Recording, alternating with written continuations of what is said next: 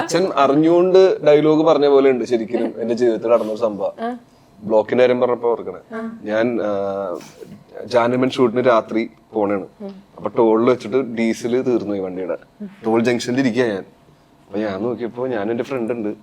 അപ്പൊ വണ്ടി ഇറങ്ങി മെയിൻ സ്പീഡ് വേയില് റൈറ്റ് സൈഡില് ഒന്നും വഴിയില്ല. ഞാൻ പുറത്തിറങ്ങിയിട്ട് വണ്ടികൾ മാറ്റാൻ തുടങ്ങി. ബ്ലോക്ക് തുടങ്ങി. അപ്പൊ എന്റെ ഏതോ ഫ്രണ്ട് ഭാഗ്യത്തിന് ഡീസൽ അപ്പുറത്തുണ്ട്. അപ്പൊ പാസ് ചെയ്ത് പോയപ്പോ വിളിച്ചപ്പോ ഞാൻ പറഞ്ഞ അപ്പൊ ഡീസൽ ഇരുന്ന് ഞങ്ങൾ മേടിക്കാൻ വേണ്ടി ഇവൻ ഈ ബ്ലോക്കിൽ കൂടി കറന്ന് അവിടെ പോയി. ഈ ബ്ലോക്ക് തുടങ്ങിയിട്ട് അവസാനിച്ചത് പാലാരട്ടം വരെ ആയിരുന്നു.